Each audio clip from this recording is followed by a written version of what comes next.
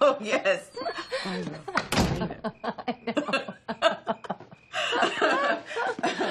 Hey. I didn't know you were coming over tonight. I invited her. I reckoned that even gals on a restricted diet deserved a home-cooked meal. Listen, you have no idea what this means to me, but I cannot accept it. Accept what? When I found out that you couldn't be a donor for Liz, I called and asked for permission to be tested. You're a match?